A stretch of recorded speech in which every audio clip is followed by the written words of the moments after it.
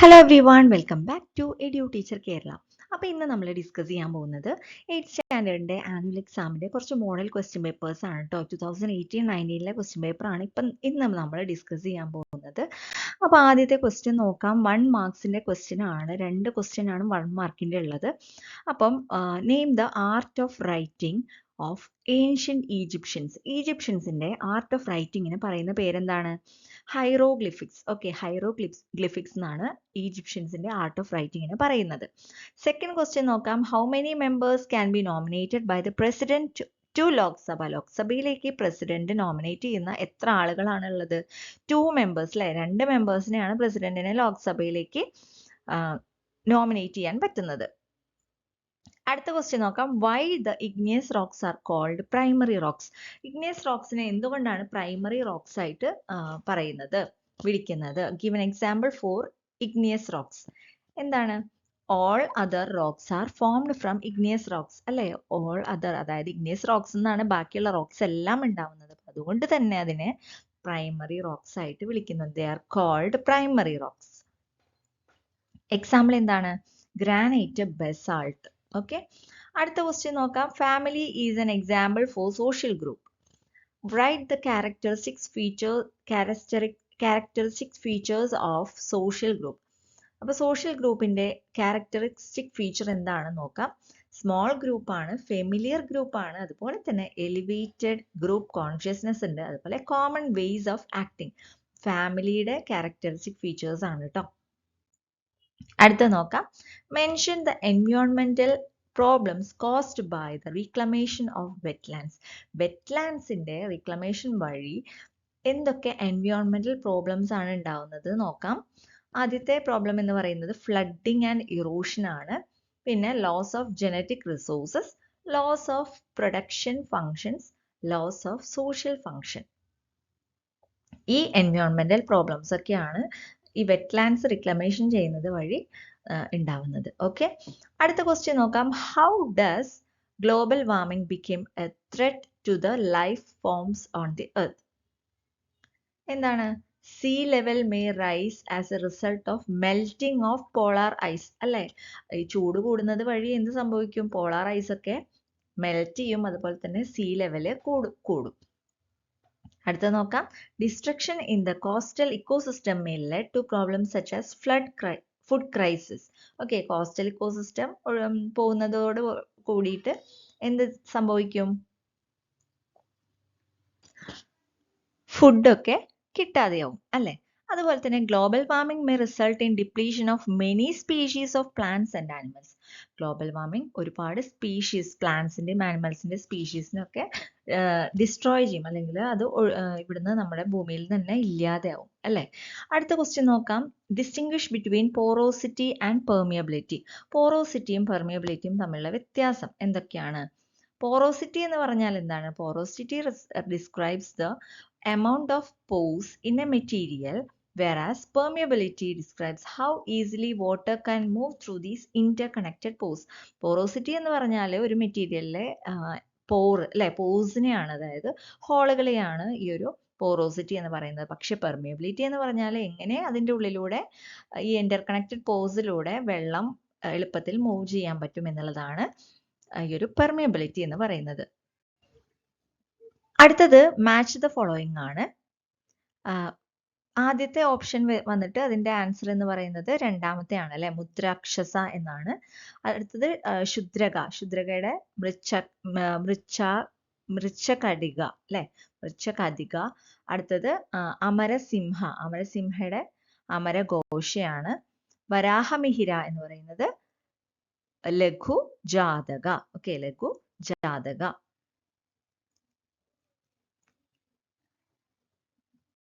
അടുത്ത ക്വസ്റ്റ്യൻ നോക്കാം. Right any 3 objectives of NITI Aayog. നീതി ആയോഗിന്റെ 3 ഒബ്ജക്റ്റീവ്സ് ആണ് എഴുതാൻ പറഞ്ഞിട്ടുള്ളത്. To bring down government participation in industrial and service sectors. അടുത്തത് to improve agriculture production by practising mixed farming. To utilise the services of the dominant middle class for sustainable economic growth. ഇതാണ് 4 5 objectives ഉണ്ട്. അതിൽ 3 എഴുതാനാണ് പറഞ്ഞിട്ടുള്ളത് കേട്ടോ. അടുത്ത question നോക്കാം. What are the means of informal social control? ഏതാണ് informal social കൺട്രോളിന്റെ? Family, religion, peer group. Okay. അടുത്ത question, write a short note on growth which is an objective of economic planning in India. ഇന്ത്യയിലെ economic പ്ലാനിങ്ങിന്റെ objective ആണ് ഒരു growth എന്ന് പറയുന്നത് അല്ലെ. ഒരു ഒബ്ജക്റ്റീവ് ആണ് ഗ്രോത്ത്. അപ്പൊ അതിനെക്കുറിച്ച് എഴുതാനാണ് പറഞ്ഞിട്ടുള്ളത്. അപ്പൊ നമുക്ക് നോക്കാം. What is economic growth? Economic growth indicates N increase in the output of goods and services produced in the country അല്ലെ. ഒരു രാജ്യത്ത് ഉണ്ടാക്കുന്ന ഗുഡ്സും സർവീസസിന്റെയും ഒരു ഇൻക്രീസ് ആണ് അല്ലെ. എത്രത്തോളം ഗുഡ്സ് പ്രൊഡ്യൂസ് ചെയ്യുന്നു അത്രത്തോളം ആ ഒരു രാജ്യം അല്ലെ, കൺട്രി ഗ്രോത്ത് അല്ലെ, വളർച്ച ഉണ്ടായിരിക്കും, എക്കണോമിക്കലി ഗ്രോ ചെയ്യും എന്ന് നമുക്ക് പറയാം. അപ്പൊ നമുക്കറിയാം പ്രൈമറി, സെക്കൻഡറി, ടെറിഷറി സെക്ടേഴ്സിൽ അതിനെക്കുറിച്ചൊക്കെ നമുക്കറിയാം അല്ലെ. Economic growth is measured on the basis of the growth in output of these sectors. അപ്പോൾ ഈ 3 സെക്ടേഴ്സിന്റെയും വളർച്ചയാണ് എന്ത് പറയുന്നത്? എക്കണോമിക് ഗ്രോത്ത് എന്ന് പറയുന്നത്. Increase in output in agriculture and industry, improvement in transport and communication facilities, increase in hospitals, educational institutions, commercial establishment, energy production, export, extra contribute to economic growth. അപ്പം ഈ കാര്യങ്ങളൊക്കെയാണ് എക്കണോമിക് ഗ്രോത്ത് ഉണ്ട് എന്ന് നമുക്ക് മനസ്സിലാവുന്നത് കേട്ടോ. ഇതൊക്കെ ഇൻക്രീസ് ചെയ്ത് കഴിഞ്ഞാൽ നമുക്ക് പറയാം അത് ഇക്കണോമിക്കലി ഗ്രോ ചെയ്ത് ആ കൺട്രി ഇക്കണോമിക്കലി ഗ്രോ ചെയ്തിട്ടുണ്ട് എന്ന്. Economic growth is an important objective of economic planning as it contributes to national progress. അതായത് എക്കണോമിക് ഗ്രോത്ത് ഒരു ഇമ്പോർട്ടൻറ്റ് ഒബ്ജക്റ്റീവാണ്, എക്കണോമിക് പ്ലാനിങ്ങിന്റെ ഒരു ഇമ്പോർട്ടൻറ്റ് ഒബ്ജക്റ്റീവാണ്. എന്തുകൊണ്ടാണ്? അത് നാഷണൽ പ്രോഗ്രസ്സിനെ എന്ത് ചെയ്യും? നാഷണൽ പ്രോഗ്രസ്സിനെ കോൺട്രിബ്യൂട്ട് ചെയ്യും. ഓക്കെ. അടുത്ത ക്വസ്റ്റ്യൻ നോക്കാം. What are the uses of social groups in our life? എന്താണ് സോഷ്യൽ ഗ്രൂപ്പ്സിന്റെ uses? Promote companionship, train behaviour patterns, promote coexistence, promote social values, ensure corporation. അപ്പൊ ഇതൊക്കെയാണ് സോഷ്യൽ ഗ്രൂപ്പിന്റെ യൂസസ് എന്ന് പറയുന്നത്. അടുത്ത ക്വസ്റ്റ്യൻ നോക്കാം. Identify the causes of the decline of the Harappan civilisation. ഏതൊക്കെയാണ് ഹാരപ്പൻ സിവിലൈസേഷൻ ഡിക്ലൈൻ ചെയ്യാനുള്ള കാരണങ്ങൾ? എന്തൊക്കെയാണ്? Flood, external invasions, deforestation, decline in agricultural sector, epidemics. Okay.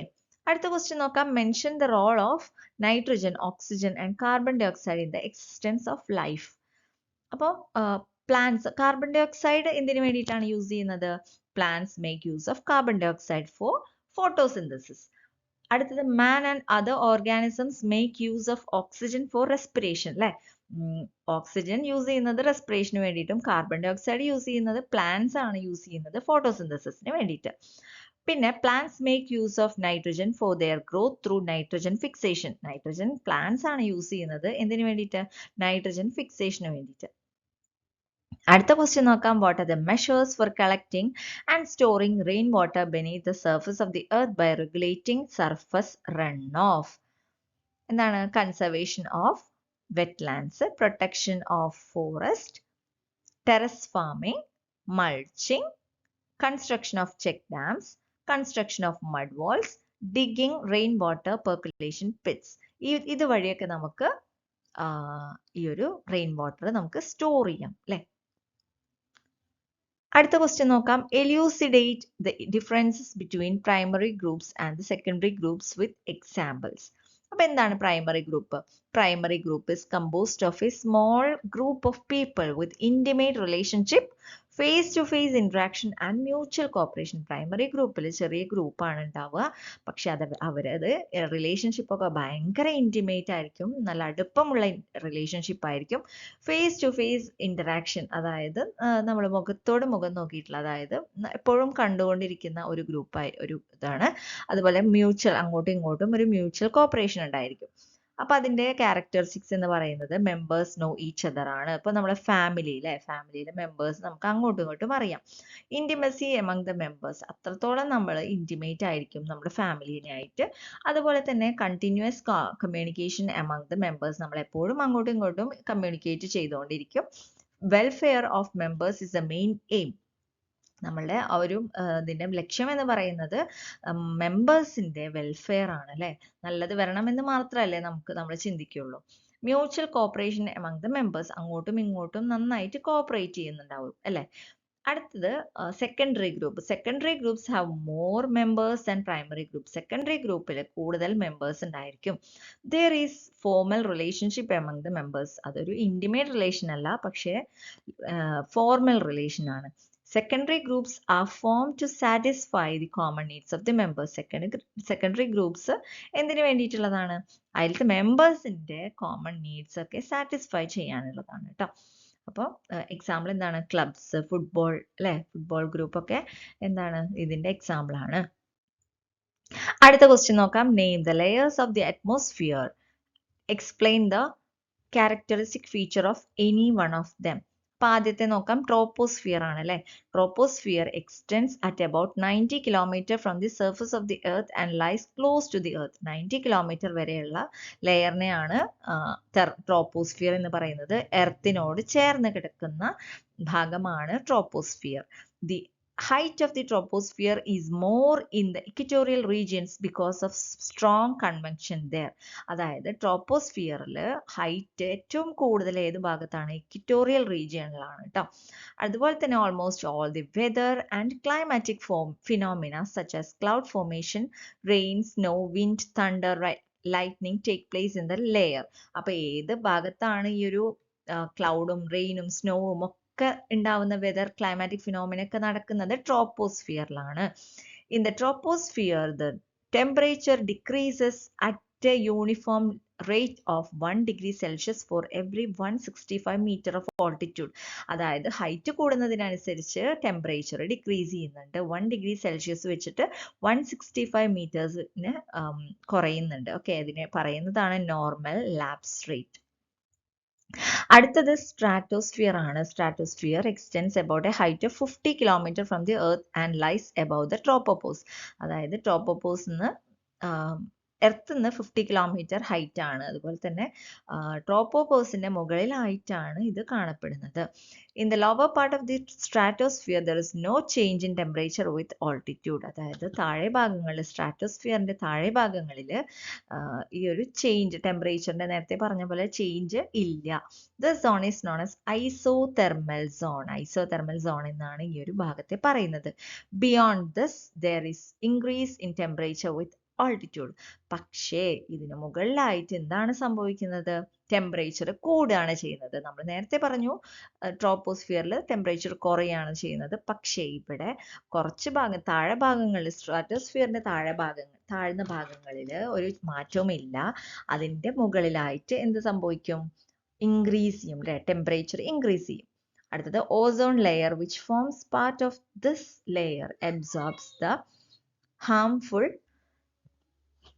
ozone layer which forms a part of this layer absorbs the harmful ultraviolet rays from the sun and prevents it from reaching the earth. അപ്പോൾ ഈ സ്ട്രാറ്റോസ്ഫിയറിലാണ് എന്തുള്ളത്? Ozone layer ഉള്ളത് കേട്ടോ. അപ്പോൾ ozone ലെയറിന്റെ function എന്താണ് അതിന്റെ use എന്ന് പറയുന്നത്? Absorbs the harmful ultraviolet rays from the sun. സണ്ണിൽ നിന്നുള്ള ഹാംഫുൾ ആയിട്ടുള്ള UV റേസ് അല്ലെ, അൾട്രാവയലറ്റ് റേസ് അബ്സോർബ് ചെയ്ത് കഴിഞ്ഞിട്ട് അത് നമ്മുടെ എർത്തിലേക്ക് എത്തുന്നത് തടയുന്നു. അതാണ് ഓസോൺ ലെയറിന്റെ പ്രത്യേകത. allows the free movement of jet aircrafts through clear atmospheric conditions and absence of air gutters. അതായത് ജെറ്റ് എയർക്രാഫ്റ്റ്സ് ഒക്കെ ഈ ഒരു സ്ട്രാറ്റോസ്ഫിയറിലൂടെയാണ് പോകുന്നത്. ഓക്കെ, അടുത്തത് zone of transition above the stratosphere is called stratopause. അതായത് സ്ട്രാറ്റോസ്ഫിയറിന്റെ മുകളിലുള്ള ഭാഗത്തിനെ പറയുന്നതാണ് സ്ട്രാറ്റോപോസ്. അടുത്ത ലെയർ എന്ന് പറയുന്നത് മീസോസ്ഫിയർ ആണ്. Mesosphere extends from about 50 to 80 kilometre altitude from the earth. അതുപോലെ തന്നെ ടെമ്പറേച്ചർ ഡിക്രീസസ് വിത്ത് ഓൾട്ടിറ്റ്യൂഡ്. അതായത് ഹൈറ്റ് കൂടുന്നതിനനുസരിച്ച് എന്ത് സംഭവിക്കും? ടെമ്പറേച്ചർ ഡിക്രീസ് ചെയ്യാണ് ചെയ്യുന്നത്. Lowest temperature of the atmosphere is felt at the mesopause. ഏറ്റവും കുറവ് ടെമ്പറേച്ചർ, അറ്റ്മോസ്ഫിയറിന്റെ ഏറ്റവും കുറവ് ടെമ്പറേച്ചർ വരുന്നത് മെസോപോസിലാണ് കേട്ടോ. The meteors on reaching the mesosphere get burnt out due to friction. അതായത് മീറ്റിയോസ് ഉണ്ടല്ലോ, അത് നമ്മളുടെ ഈ ഒരു മീസോസ്ഫിയറിൽ എത്തിക്കഴിഞ്ഞാൽ എന്ത് സംഭവിക്കും? ഫ്രിക്ഷൻ വഴി അത് ബേൺഡ് ഔട്ട് ചെയ്യും. ഓക്കെ, അത് കത്തിപ്പോവും. The zone of transition above the mesosphere is called mesopause. നമ്മൾ പറഞ്ഞു അല്ലെ, മെസോസ്ഫിയറിന്റെ മുകളിലുള്ള ഭാഗം ആണ് മെസോപോസ് എന്ന് പറയുന്നത്. അടുത്ത നോക്കാം, തെർമോസ്ഫിയർ. തെർമോസ്ഫിയർ എന്ന് പറഞ്ഞാൽ it extends at about 80 to 600 kilometre altitude. അതിന്റെ ഹൈറ്റ് ആണ് 80 മുതൽ 600 kilometre height altitude. There is considerable increase in temperature with altitude. അതായത് ടെമ്പറേച്ചർ കൂടുന്നതിനനുസരിച്ച്, അതായത് ഹൈറ്റ് കൂടുന്നതിനനുസരിച്ച് എന്ത് സംഭവിക്കും? ടെമ്പറേച്ചറും കൂടും. The lowest part of the thermosphere is known as ionosphere. അതായത് തെർമോസ്ഫിയറിന്റെ ലോവസ്റ്റ് പാർട്ടിനെ പറയുന്നതാണ് ionosphere. Ionosphere helps in the transmission of radio waves. Ionosphere എന്തിനു വേണ്ടിയിട്ടാണ് ഹെൽപ്പ് ചെയ്യുന്നത്? റേഡിയോ വേവ്സിന്റെ ട്രാൻസ്മിഷൻ. അപ്പൊ ചോദിക്കും ഏത് ഭാഗത്താണ് റേഡിയോ വേവ്സ് ഉള്ളത്? ഇവിടെയാണ്, തെർമോസ്ഫിയറിലെ അയോണോസ്ഫിയറിലാണ് കേട്ടോ. ലാസ്റ്റ് ക്വസ്റ്റ്യൻ നോക്കാം. Explain the role of three-tier system of panchayats in achieving local government. Three-tier system. First one is Grama Panchayat. Like Grama Panchayat, local development needs are discussed at the Grama Sabhas at the village level. അപ്പോൾ ഏറ്റവും ചെറിയതാണ് ഇത്, ഗ്രാമ പഞ്ചായത്ത് അല്ലെ. Local government local development needs ഏത് വഴിയാണ്? ഗ്രാമസഭകളിലൂടെ, വില്ലേജുകളിലെ ഗ്രാമസഭകളിലൂടെയാണ് discuss ചെയ്യുന്നത്. Demands generated are compiled and presented in the form of plans. അപ്പൊ ഇതിൽ നിന്ന് ജനറേറ്റ് ചെയ്യുന്ന ഡിമാൻഡുകൾ ഉണ്ടല്ലോ, അത് പ്ലാൻ വഴി, പ്ലാനായിട്ട് നമ്മൾ അവർ പ്രസന്റ് ചെയ്യാണ് ചെയ്യുന്നത് കേട്ടോ. അടുത്തത് ബ്ലോക്ക് പഞ്ചായത്ത്. ഈ ഗ്രാമസഭയിലെ പ്രൊജക്റ്റുകളൊക്കെ ഉണ്ടല്ലോ, projects submitted by panchayats are listed and submitted to district panchayat on the basis of preference. അതായത് ഇവിടെ നമ്മൾ നേരത്തെ പറഞ്ഞ ആ ഒരു ഡിമാൻഡുകളൊക്കെ എന്ത് ചെയ്യും? അതൊരു പ്രൊജക്റ്റ് ആക്കി മാറ്റിയിട്ട് അത് ഡിസ്ട്രിക്ട് പഞ്ചായത്തിലേക്ക് സബ്മിറ്റ് ചെയ്യും. ഡിസ്ട്രിക്ട് പഞ്ചായത്ത് എന്ത് ചെയ്യും? The project submitted by the block panchayat is examined by the district level planning committee to give approval. അതായത് നേരത്തെ ബ്ലോക്ക് പഞ്ചായത്ത് സബ്മിറ്റ് ചെയ്തിട്ടുള്ള ആപ്ലിക്കേഷൻ ഉണ്ടല്ലോ, അതായത് പ്രൊജക്റ്റുകളൊക്കെ, അതൊക്കെ നോക്കി അതിൽ ഏതാണോ അപ്രൂവലിന് വേണ്ടിയിട്ടുള്ളത് എന്ന് വെച്ചിട്ടുണ്ടെങ്കിൽ അത് അപ്രൂവ് ചെയ്ത് കൊടുക്കും. Okay, the projects will be handed over to the state planning board. അപ്പോൾ ഇവിടുന്ന് എന്ത് സംഭവിക്കും?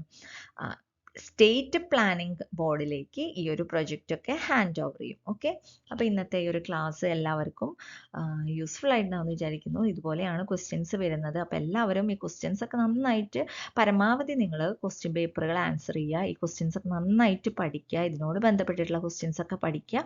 അപ്പോൾ ഇനി അടുത്ത ഒരു ക്വസ്റ്റ്യൻ പേപ്പർ ആയിട്ട് അടുത്ത ദിവസം വരുന്നതായിരിക്കും. 2018-19 ഇപ്പോൾ ഇതാക്കിയിട്ടുള്ള അതിൻ്റെ നെക്സ്റ്റ് ഇയറിലുള്ള ക്വസ്റ്റ്യൻ പേപ്പർ അടുത്ത ദിവസം അപ്ലോഡ് ചെയ്യാം, നാളെ അപ്ലോഡ് ചെയ്യാം കേട്ടോ. അപ്പം എല്ലാവർക്കും നല്ലൊരു ദിവസം ആശംസിക്കുന്നു. Thank you for watching. Video നിങ്ങൾക്ക് യൂസ്ഫുൾ ആയിട്ടുണ്ടെങ്കിൽ ലൈക്ക് ചെയ്യാൻ മറക്കരുത് കേട്ടോ. ചാനൽ ഇതുവരെ സബ്സ്ക്രൈബ് ചെയ്യാത്തവർ നിങ്ങളൊന്ന് സബ്സ്ക്രൈബ് ചെയ്യുക. Thank you for watching.